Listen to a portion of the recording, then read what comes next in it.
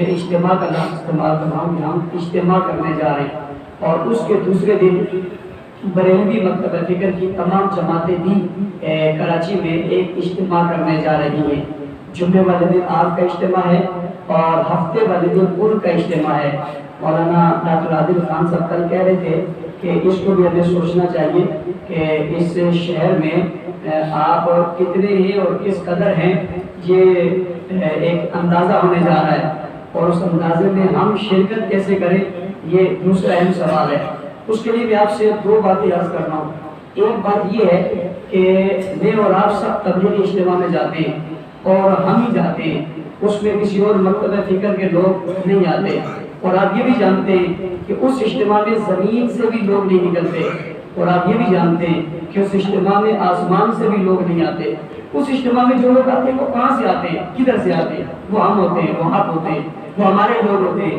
یہ اتنا بڑا اجتماع جو اورنگی ٹون میں ہوتا ہے، جس کی ایک سرا ساتھ دوسرا سرا اور چاقو سمت، اس کو اگر ہم ڈھونڈنا چاہیں تو اس کا سر نہیں ملتا۔ یہ لوگ کیسے آتے ہیں، اس کی ترتیب سمجھیے گا۔ اگر ہم اس ترتیب پر عمل کریں گے تو ہمارے لیے آسان ہو جائے گا۔ یہ مسجد وائز آتے ہیں، مسجد وائز، ایک مسجد، دوسری مسجد، تیسری مسجد۔ آپ نے دیکھو کہ جب آپ اجتماع میں جاتے ہیں تو وہاں مسجدوں کے نام لکھے ہوتے ہیں، یہ جامع عثمانیہ ہے، یہ مکہ مسجد ہے، یہ رحمانیہ مسجد ہے، یہ جو دیدار مسجد ہے، یہ فلاں مسجد ہے، ان کے نام لکھے ہوتے ہیں، اور اس مسجد کے تحت وہ لوگ ہوتے ہیں۔ اچھا، وہ جو لوگ آتے ہیں وہ اس اجتماع میں پیدل نہیں آتے، بلکہ کس پہ آتے ہیں؟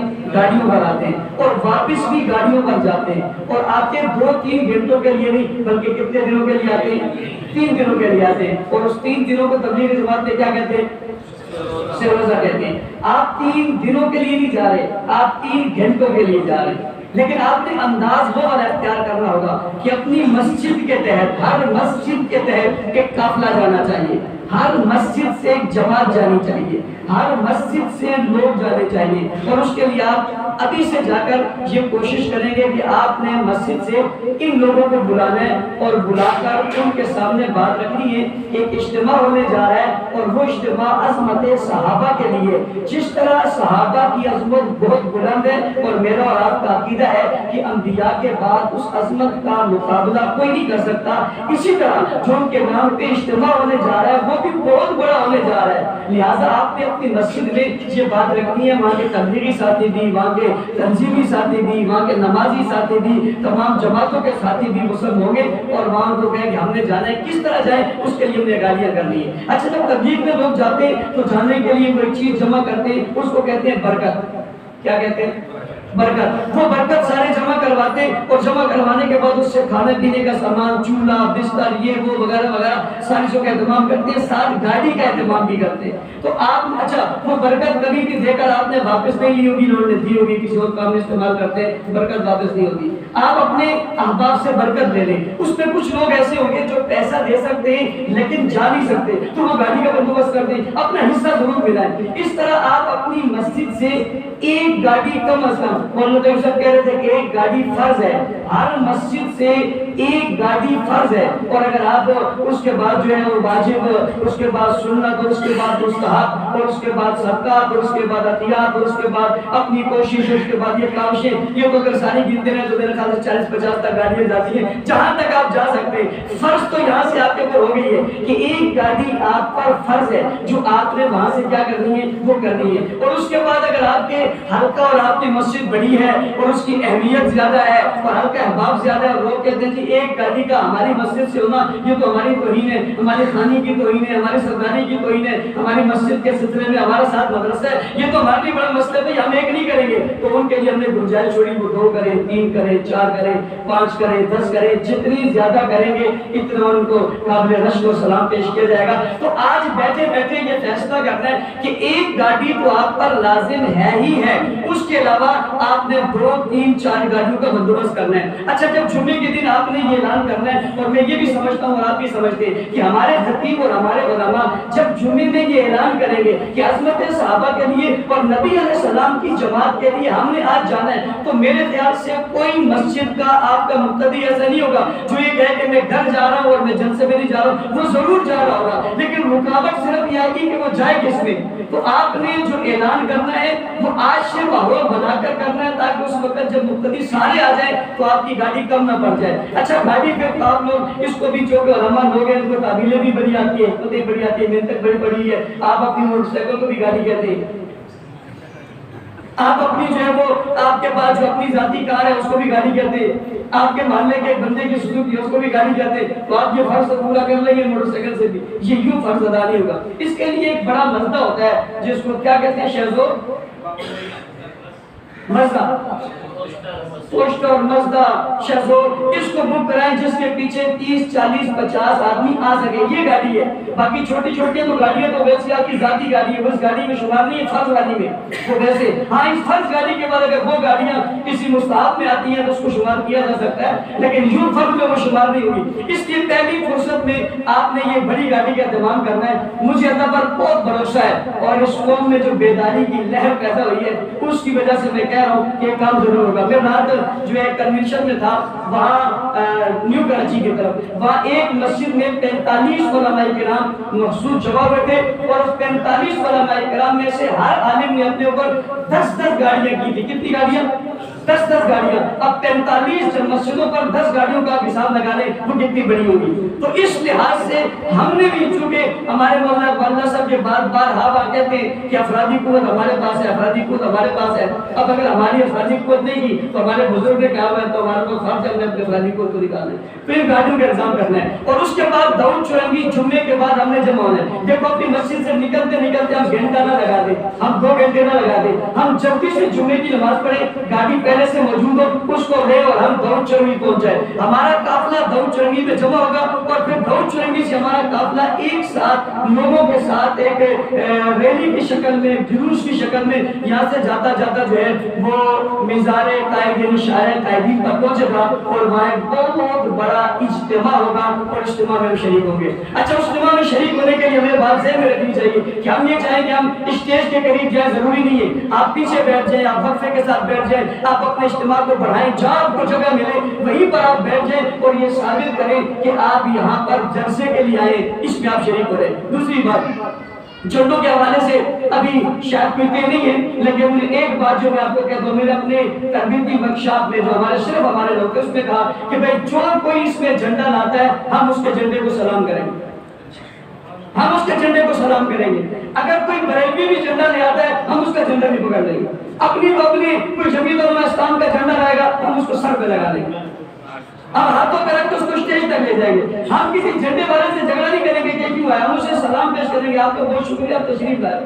کسی جماعت کا کوئی جھنڈا لے کر آئے گا ہم اس جھنڈے کو اس کی جو ہے وہ اس کی توہین نہیں کریں گے، اس جھنڈے والے کی توہین نہیں کریں گے، ہم اسے عزت دیں گے، اس جھنڈے کو عزت دیں گے. اس لیے آپ کے جس کا جھنڈا بھی آ جائے گا مشترکہ پروگرام ہے اور ہم یہ ثابت کریں گے اس مشترکہ اجتماع میں ہم کچھ چیز ایسی ہے جو ہماری مشترکات ہے، جس میں صحابہ کرام ہمارے مشترکہ ہے. بھائی اس پر کسی ایک کا ٹھیکہ نہیں ہے، کوئی ہماری جماعت کا کہ ہم اس کے ٹھیکیدار ہے، نہیں. اس میں جتنا ہمارا ہے اتنا ہی حق دوسری جماعتوں کا ہے. ہم اپنے سے زیادہ دوسری جماعتوں کو عزت دیں گے کہ وہ ہمارے پاس آئے ہیں، ہم انہیں سلام پیش کریں گے، ان کی قدر کی نگاہ سے دیکھیں گے. کوئی ایسی بدمزگی انشاءاللہ العزیز نہیں ہوگی. اس لیے کہ ہم ایک مشترکہ عنوان پر جا رہے ہیں اور ہم سب گئے اور یہاں سے مقابلہ وہاں تک پہنچے گا. سوچنے کی بات یہ کہ ہم اجتماع کو زیادہ سے زیادہ کامیاب کس طرح کریں.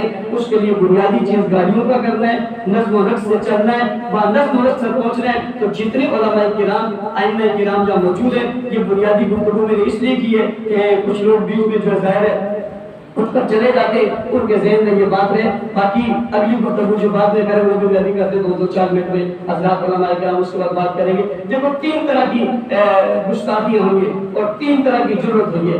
پہلی ضرورت ہوئی ہے اسلام آباد کے اندر اور وہ یہ ہوئی ہے کہ خلیفہ اول، خلیفہ بلا فضل، سسر رسول، امام الصحابہ سیدنا ابو بکر صدیق رضی اللہ تعالیٰ عنہ، جن کی صحابیت قرآن سے ثابت ہے، جو اجماع امت میں سب سے پہلا اجماع تمام کے تمام صحابہ کرام نے ان کے ہاتھ پر بیعت کر کے انہیں رسول اللہ صلی اللہ علیہ وسلم کا جانشین بنایا اور سب نے ان کے پیچھے نماز پڑھی. 2 سال تک وہ خلیفہ رہے، ان کی خلافت میں تمام لوگ متحد اور متفق رہے۔ جناب رسول اللہ صلی اللہ علیہ وسلم نے ان کی تاریخ میں کئی جملے کئی بار کہے، یہاں تک کہہ دیا کہ جتنے لوگوں نے مجھ پر احسان کیا میں نے سب کے احسانوں کا بدلہ چکا دیا، لیکن ایک ابو بکر ایسے ہیں جس کے احسان کا بدلہ نہیں چکا سکا، اللہ اس کے احسان کا بدلہ کوئی نہیں۔ اور فرمایا ساری کھڑکیاں دروازے بند کر دو سوائے ابو بکر صدیق رضی اللہ تعالیٰ عنہ۔ اور کہا مشکل وقت میں جب کسی نے میرا ساتھ نہیں دیا تو ابو بکر صدیق نے میرا ساتھ دیا، اور جب تنہائی میں تھے تو ابو بکر صدیق نے جناب رسول اللہ صلی اللہ علیہ وسلم کو اپنے کندھوں پر اٹھایا اور گھر تک پہنچایا، اور 3 راتیں بلا شرکت غیر رسول اللہ صلی اللہ علیہ وسلم کے چہرے کا دیدار کیا۔ اور اسی کو حضرت عمر رضی اللہ تعالیٰ سے جری بہادر بے باک اور بڑے شخص نے کہا تھا ابو بکر میری ساری زندگی کی نیکیاں آپ لے لیں، تو اس ایک رات کی نیکیاں تو مجھے دے دیں جو نبوت آپ کے جو ہے وہ چولی میں سر رکھ کر سوئی تھی، یہ ایک رات مجھے دے دیں۔ تو ابو بکر نے کہا تھا میری زندگی کا سرمایہ ہی تو رات تھا۔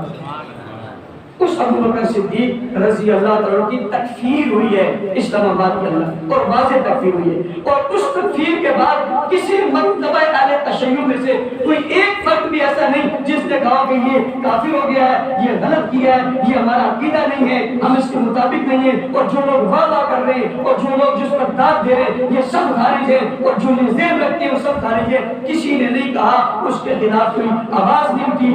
اتنی بڑی گستاخی کے بعد اس کا مطلب ہے وہ سارے اس پر متحد اور متفق ہیں۔ تفصیل میں نہیں اگلی بات۔ دوسرا ارمان اس وقت آیا جب تحفظ بنیاد اسلام بل کے حوالے سے گفتگو ہوئی اور اسمبلی میں پیش ہوا، اس کے بعد لاہور میں ایک پریس کانفرنس ہوئی، اور لاہور میں جو پریس کانفرنس ہوئی اس میں کچھ نکات سامنے رکھے گئے۔ ان نکات میں سے پہلا نکتہ یہ تھا کہ ہم خلفاء راشدین نہیں مانتے، فلاں فلاں فلاں کو ہم خلفاء راشدین نہیں مانتے، اور اہل تشیع کی کتاب میں جہاں فلاں فلاں فلاں کا لفظ آتا ہے وہاں مراد ابو بکر عمر اور عثمان ہوتے ہیں۔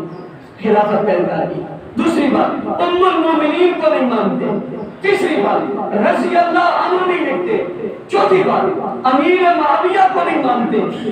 پانچویں بات ہم نبی کی 3 بیٹیوں کو نہیں مانتے، صرف ایک بیٹی مانتے۔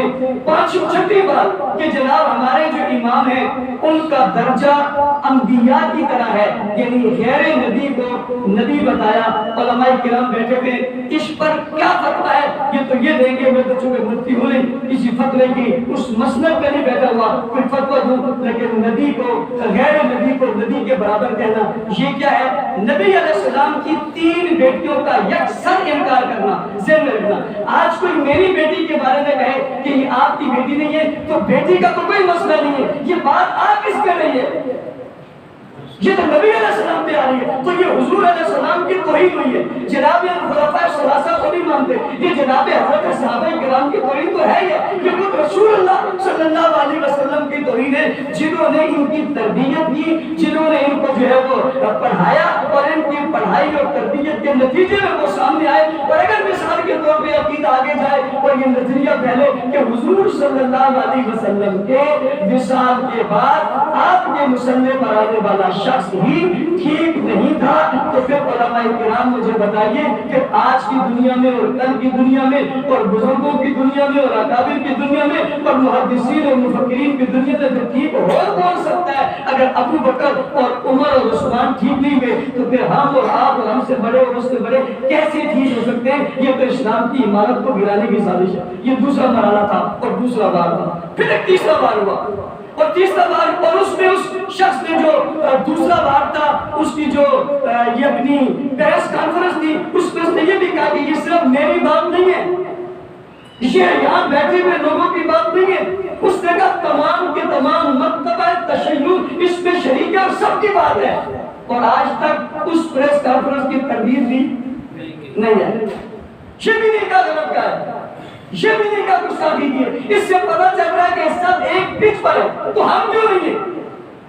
اگر وہ سب اس پچ پر ہے کہ یہ صحیح نہیں ہے تو ہم کو بھی سب ایک پچ پہ ہونا چاہیے کہ یہ صحیح ہے۔ بھائی صحابہ کرام صحیح ہے، یہ خلیفہ اول ہے، خلیفہ ثانی ثانی ہے، خلیفہ ثالث ہے، خلیفہ رابع ہے، یہ خلیفہ راشد ہے، یہ خلفائے برحق ہے، یہ امام برحق ہے، یہ نبی کے جانشین ہیں، یہ نبی کے ورثاء ہیں، یہ نبی کے شاگرد ہیں، یہ پیغمبر کی تربیت یافتہ جماعت ہے، انہیں اللہ کے رسول نے پڑھایا ہے قرآن میں، حدیث میں، یہ سب کچھ ہم بھی تو اس میں متفق ہیں۔ اگر وہ متفق ہو کر ایک جگہ پہ تو ہمیں بھی متفق ہو کر ایک جگہ پہ ہونا چاہیے، اور الحمدللہ ہم ہیں ایسے ہی ہے۔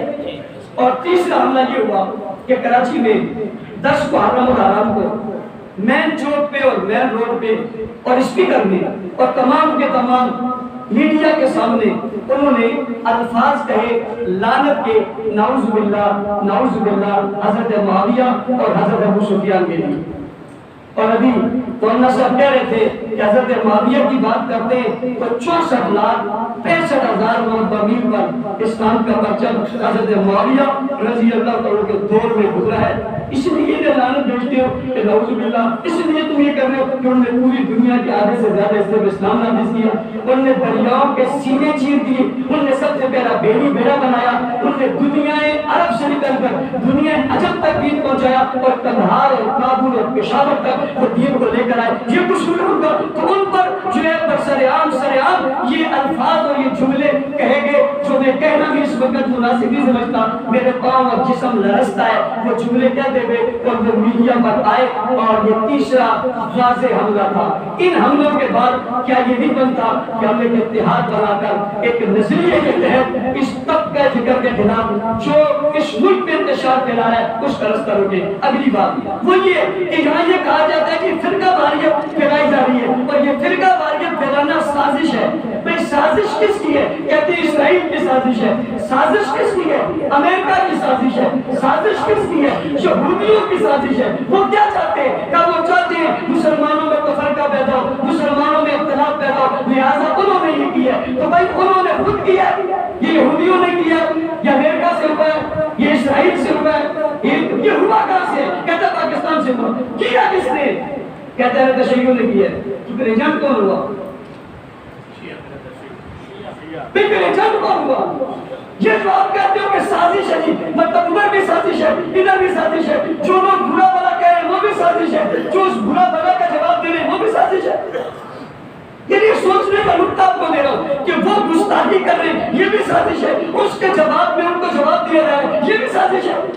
تو یہ سازش برابر ہو گئی، تو ہم کیا جی؟ ہم درمیان میں سازش ہے، ہمیں بھی کہتے ہیں بھائی بات چھوڑو، انہیں بھی کہتے ہیں بھائی بات چھوڑو، چلو آگے چلو، پاکستان بچانا ہے۔ بات سمجھ رہے؟ ان سے بھی کہتے ہیں چھوڑو، ان سے بھی کہتے ہیں چھوڑو۔ میرے ابا کی، میرے رشتہ داروں کی، آپ کے والد کی، آپ کے پارٹی کے لیڈر کی، آپ کی کسی بڑے کی توہین ہو جائے تو درمیان کا آدمی کا چھوڑ نہیں چھوڑو، کوئی بات نہیں، چلو یہیں سے آگے چلو، کس کی چھوڑ دو، آپ چھوڑ دیتے ہو۔ یہ کیا کیوں ہے؟ یہ کس نے کیا؟ ایک ہے ویسے کہہ دیا، ایک ہے یہ عقیدہ و نظریہ، اور یہ زمانوں سے چلا آ رہا ہے، لیکن زمانوں سے چھپا ہوا چلا آ رہا تھا، اور ابھی چھپا ہوا بھی بن کے ظاہر ہو گیا۔ چھپا میں تو چلو ہم کیا دیتے تھے کہ یہ بات چھپی ہوئی ہے، مولوی صاحب آپ مت کرو، اس سے فساد ہو جائے گا، چپ ہو جاؤ، آپ کھلا مت کرو، چپ ہو جاؤ، آپ رد مت کرو، چپ ہو جاؤ۔ لیکن اب کھل گئی ہے تو ہم کیا کریں؟ چپ ہو جائیں، رد نہ کریں، جواب نہ دیں، احتجاج نہ کریں، ان لوگوں کی گرفتاری کے لیے آگے نہ بڑھیں، آئندہ کے سدباب نہ کریں۔ یہ فرقہ واریت نہیں ہے، یہ رد عمل ہے، اور یہ ضروری ہے، اور یہ پاکستان کے خلاف بھی نہیں ہے۔ اب کوئی اٹھ کے ادارے والے کہیں گے آپ نے شرارت پیدا کر، بھائی ہم نے نہیں کی، ہم تو شرارت کے جواب میں گئے، کہتے ہیں ایک آدمی نے غلط کام کیا، آپ اس کو ہوا دے رہے ہیں۔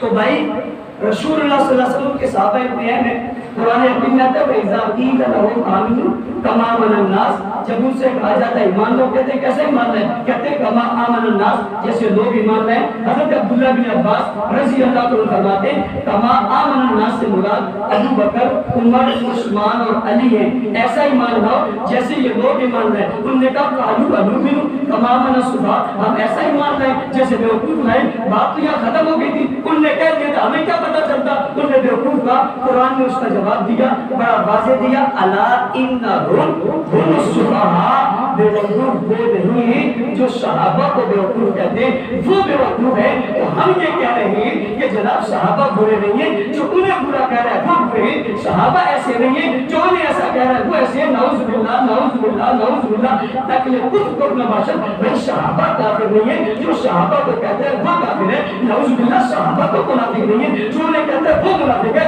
تو یہ اگر تشدد اور دہشت گردی اور تقریب کاری ہے، تو پھر قرآن حکیم نے ایسا جواب کیوں دیا؟ اسی لیے تو دیا تاکہ کوئی ان پر حملہ نہ کر سکے، پر ان پر حملے کا جواب دینا کیوں ضروری ہے؟ اس لیے کہ یہ ایمان کی، اسلام کی بنیاد کو ضرورت ہے۔ اگر ان عبارت کو گرا دیا گیا تو پیچھے بچتا وہ کچھ نہیں ہے۔ پھر بخاری شریف نہیں بچتی، مسلم شریف نہیں بچتی، ترمذی شریف نہیں بچتی، نسائی شریف نہیں بچتی، ابو داؤد نہیں بچتی، پھر جناب حدیث کی ساری کتابیں نہیں بچتی، پھر قرآن حکیم نہیں بچتا۔ تو ان سب کی حفاظت کے لیے ضروری ہے ہم صحابہ کی حفاظت، اس کا دفاع کریں، اور اسی کے لیے جمعے والے دن یہ اہل سنت کا اجتماع ہمارے مکتب فکر سے بھی ہے، اس میں بریلوی بھی آئیں گے، اہل حدیث بھی آئیں گے۔ ہم نے اپنی قوت کا اظہار کرنا ہے، ایمانی جذبے کا اظہار کر کے کراچی کی سرزمین میں ہونے والے توہین کے جواب میں بتانا ہے کہ کراچی صحابہ کے گستاخوں کا نہیں بلکہ کراچی صحابہ کے غلاموں کا ہے۔ کریں گے اس کے لیے محنت؟ یہ جو فرض والا ہے یہ پورا کریں گے نا؟ اچھا وہ بتائیں جو مستحبات پہ بھی جائیں گے، کھڑے کریں آپ کریں گے؟ ماشاءاللہ ماشاءاللہ، فاروقی زندہ باد۔ یہ تو میرا دیوانہ ہے، اس کو اپنے سب کریں گے انشاءاللہ۔ یہی اس کنونشن کا مقصد تھا۔ گفتگو ہمارے شیخ القرآن مولانا طیب صاحب بھی فرمائیں گے اور مولانا حضرت علی صاحب بھی میرے خیال سے باقی، اور ان کی گفتگو نہ ہو اور محفل چلی جائے تو ممکن نہیں ہو سکتا، لہذا میں گزارش کروں گا شیخ القرآن مولانا طیب صاحب سے کہ وہ اپنی گفتگو فرما لیں، اس کے بعد مولانا حضرت علی صاحب گفتگو بھی